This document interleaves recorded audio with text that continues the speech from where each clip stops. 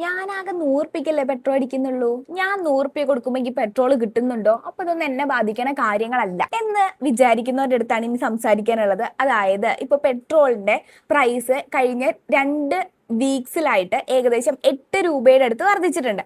അപ്പോൾ ഈ ഒരു പ്രൈസിന്റെ ഹൈക്കിന്റെ പിന്നിൽ ഒരുപാട് കാരണങ്ങളുണ്ട്. കാരണം നമ്മുടെ ഇവിടെയുള്ള അതായത് ഈ ക്രൂഡ് ഓയിലിന്റെ 85% നമ്മൾ കൊണ്ടുവരുന്നത് വിദേശ രാജ്യങ്ങളിൽ നിന്നാണ്. അപ്പോൾ അവിടെ ഉണ്ടാകുന്ന ചെറിയ ഫ്ലക്ച്വേഷൻസ് വരെ നമ്മുടെ ഈ പറയുന്ന ഫ്യൂവലിന്റെ പ്രൈസിലും എന്ത് കാണിക്കും. അതുമായിട്ട് ബന്ധപ്പെട്ട് അതായത് ഹോർമസിലെ ഇഷ്യൂസ് ഇപ്പൊ എക്സിസ്റ്റ് ചെയ്യുന്നുണ്ട്. മാത്രമല്ല ഈ പറയുന്ന എണ്ണയുടെ വില അതായത് ക്രൂഡ് ഓയിലിന്റെ വില ഗ്ലോബലി തന്നെ ഇൻക്രീസ് ചെയ്തിട്ടുണ്ട്. പിന്നെ ഷിപ്പിംഗ് ചാർജസ് കൂടിയിട്ടുണ്ട്. മാത്രമല്ല നമ്മുടെ ഇന്ത്യൻ റുപ്പിയുടെ മൂല്യം അവിടെ ഇടിഞ്ഞിട്ടുണ്ട്. അപ്പോൾ ഇതെല്ലാം അതിന്റെ പിന്നിലുള്ള റീസൺസ് ആണ്. സോ നമുക്ക് എന്തായാലും കാരണങ്ങൾ ഇതൊക്കെയാണ്, നമ്മളെ കൊണ്ട് കൺട്രോൾ ചെയ്യാൻ പറ്റുന്ന കാരണങ്ങളും അല്ല.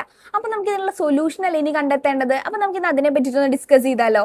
ഈ ഒരു കാര്യത്തിൽ ഗവൺമെന്റിന് എന്തൊക്കെയാണ് ചെയ്യാൻ പറ്റാന്ന് വെച്ച് കഴിഞ്ഞാൽ ഈ പറയുന്ന പെട്രോളിന് നമുക്ക് GST അണ്ടറിൽ കൊണ്ടുവരാനായിട്ട് പറ്റും. അപ്പോൾ രാജ്യത്തുടനീളം ഒരേ പെട്രോൾ വിലയാവുകയും അപ്പോൾ ഈ പറയുന്ന വില ഗണ്യമായിട്ട് കുറയാനും അത് സഹായിക്കും. പിന്നെ സെക്കൻഡ്ലി എന്ന് വെച്ച് കഴിഞ്ഞാൽ നമുക്ക് ഇലക്ട്രിക് വാഹനങ്ങളുടെ യൂസേജ് കുറച്ചുകൂടെ, അതായത് ഇലക്ട്രിക് വാഹനങ്ങൾ മേടിക്കുമ്പോൾ ഏതെങ്കിലും രീതിയിലുള്ള സബ്സിഡികൾ എന്തെങ്കിലും പ്രൊവൈഡ് ചെയ്യണം. അപ്പോൾ ആളുകൾ ഇത് മേടിക്കാനായിട്ടുള്ള ഒരു ഇൻട്രസ്റ്റ് കാണിക്കും. മാത്രമല്ല ഇപ്പോൾ വില്ലേജസ് അല്ലെങ്കിൽ ഏതെങ്കിലും ഇപ്പോൾ ചെറിയ ചെറിയ ഏരിയാസിലാണെങ്കിലും ഈ പറയുന്ന ഇലക്ട്രിക് ചാർജിങ് സ്റ്റേഷൻസും കൂടെ വെക്കാനായിട്ട് ശ്രദ്ധിക്കാം. അപ്പോൾ എന്താ ആളുകൾക്ക് അത് മേടിക്കാനുള്ള ടെൻഡൻസി കുറച്ചുകൂടെ കൂട്ടാനായിട്ട് അതൊക്കെ ഹെൽപ്പ് ചെയ്യും. പിന്നെയെന്ന് വെച്ച് കഴിഞ്ഞാൽ ഈ കരിമ്പിൽ നിന്നൊക്കെ കിട്ടുന്ന എത്തനോൾ ഉണ്ടല്ലോ, ഈ പറയുന്ന എത്തനോള് ഈ പെട്രോളിൽ മിക്സ് ചെയ്യുന്നതിൻ്റെ ഒരു റേഷ്യോ കുറച്ച് കൂട്ടുന്നതിനെ പറ്റിയിട്ടൊന്ന് ആലോചിക്കാമല്ലോ. അപ്പോൾ അതിൻ്റേതായിട്ടുള്ള ടെസ്റ്റുകളും കാര്യങ്ങളൊക്കെ കണ്ടക്ട് ചെയ്തുകൊണ്ട് അതിന് ഫേവർ ചെയ്തുകൊണ്ടുള്ള ഒരു ഡിസിഷനും കൂടെ അവിടെ എടുക്കാനായിട്ട് പറ്റും. പിന്നെ ഏറ്റവും ഇമ്പോർട്ടൻ്റ് ആയിട്ട് വരുന്ന മറ്റൊരു കാര്യം എന്ന് വെച്ച് കഴിഞ്ഞാൽ പൊതുഗതാഗതങ്ങളാണ്. അതായത് നമ്മൾ ഈ പറയുന്ന മെട്രോ ആണെങ്കിലും ബസ് ആണെങ്കിലും ട്രെയിൻ ആണെങ്കിലും അതായത് ഇത്തരത്തിലുള്ള പൊതുഗതാഗത മാർഗങ്ങളെല്ലാം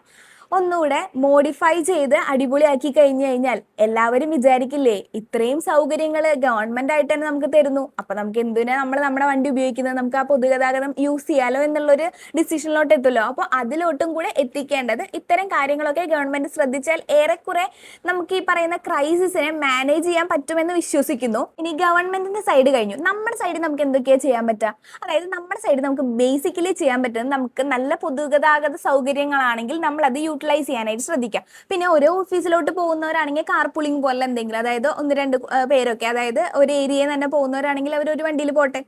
ഇതൊക്കെ നമുക്ക് എത്രമാത്രം പ്രാവർത്തികമാക്കാൻ പറ്റും എന്നുള്ളത് നമ്മുടെ ഓരോരുത്തരുടെ ഇതിനോടുള്ള അപ്രോച്ച് അനുസരിച്ചിരിക്കും.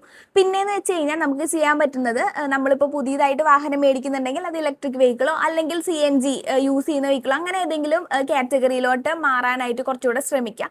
അതും നമുക്ക് അതിൻ്റെതായ സൗകര്യങ്ങൾ നമുക്ക് അവൈലബിൾ ആണെങ്കിൽ മാത്രമാണ് നമ്മൾ അങ്ങനെ ഒരു ഡിസിഷൻ എടുക്കുള്ളൂ. ഒരു ഇലക്ട്രിക് ചാർജിങ് സ്റ്റേഷൻ നമ്മുടെ അടുത്തുണ്ടെങ്കിൽ നമ്മൾ എന്തായാലും കമ്പൽസറി നമ്മൾ ഇലക്ട്രിക് വെഹിക്കിൾ തന്നെ പർച്ചേസ് ചെയ്യുള്ളൂ. സോ അതിനെ പറ്റിയിട്ടും കൂടെ നമ്മൾ ബോധേഡ് ആയിരിക്കാം.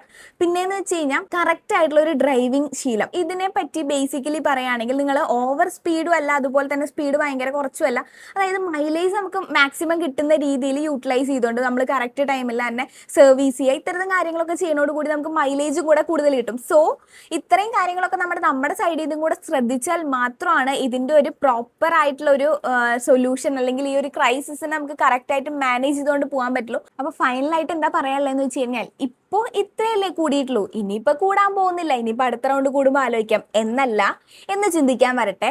ഇത്തരത്തിലുള്ള കാര്യങ്ങൾ നമുക്ക് എപ്പോൾ വേണമെങ്കിലും ഇംപ്ലിമെന്റ് ചെയ്യാവുന്നതാണ്. അപ്പോൾ ഇത്തരത്തിലുള്ള കാര്യങ്ങൾ ഇംപ്ലിമെന്റ് ചെയ്യുന്നതിലൂടെ നമുക്ക് ഇനി നമ്മുടെ ഫ്യൂച്ചറിലാണെങ്കിലും ഇത്തരത്തിൽ ഹൈക്ക് വരുമ്പോൾ നമുക്കത് കൺട്രോൾ ചെയ്യാൻ പറ്റില്ല, ആ ക്രൈസിസിനെ നമുക്ക് സിമ്പിളായിട്ട് മാനേജ് ചെയ്യാൻ പറ്റുന്നേ.